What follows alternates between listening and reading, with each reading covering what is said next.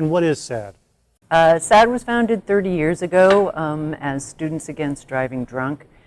It's an organization that exists mostly in schools but also in communities of concerned students and an advisor who want to make sure that their peers actually are safe. And so we address a number of issues.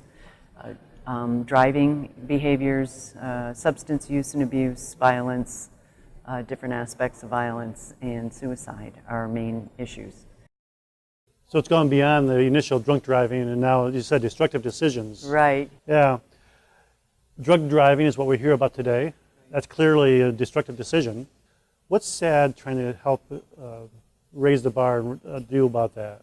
Well, I think it was clear in this summit that there's a lot of spade work that we need to do to really just understand the magnitude of the problem and to develop resources so that we can actually rebut any issues that people have about whether it is a problem.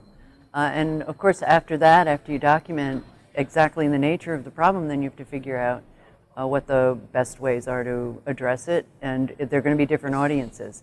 Yeah. I mean, what we also learned was that it's teens, really, that are most at risk for use of marijuana, and the way that you can connect with teens around these issues may be different than the way that you would work with an older population. So we're mostly interested in making sure that the issue is addressed and that there are resources that are available to teens that will help them keep their peers safe, which is what SADD's all about. Yeah, and you mentioned again having the resources there, and it sounds like, and I know that what SADD does in many ways is help provide some information to the teens, but lets them sort of develop the message. Is that what you're seeing here as well? Yeah, it will only work if the teens own it. What SADD is about is young people taking responsibility for themselves. That's why it was called Students Against Driving Drunk, because they were protesting the decision to drive drunk and hoping that they could convince their teens not to make those destructive decisions. But there are a lot of ways that teens can get into trouble these days. A lot of decisions that are in front of them that have risks that last a lifetime. And young people can help their peers make those good decisions because they understand what their peers are going through, know how to address it. Yeah. Well, today we saw, obviously, Jason gave a presentation here that I think everyone thought was phenomenal.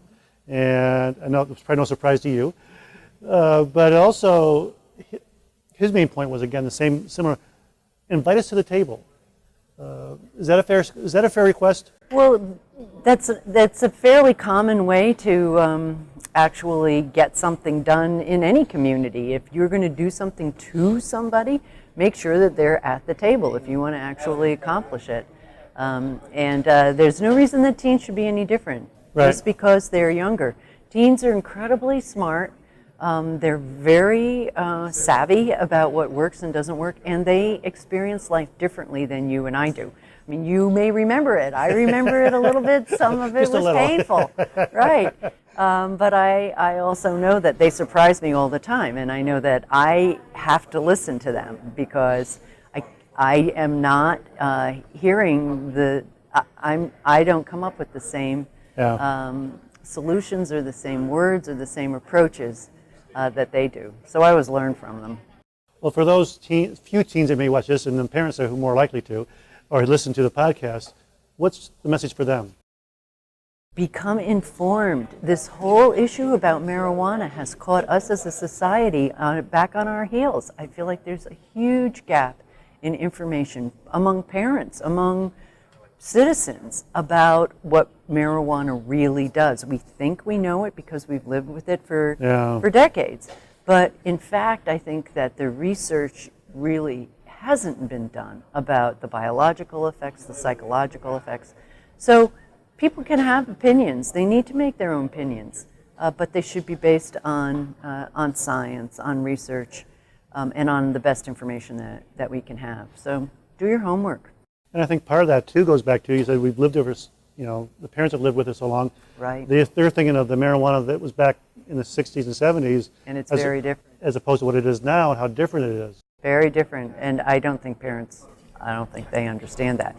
It has to be, that information has to be communicated to them in a way that they can understand the difference, and I'm not sure exactly what that is, but we also have to somehow address we have to explore the legitimate uses of the drugs, the pieces of the marijuana plant that may be useful medically.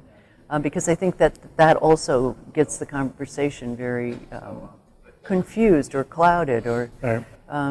so we just need to learn a whole lot more.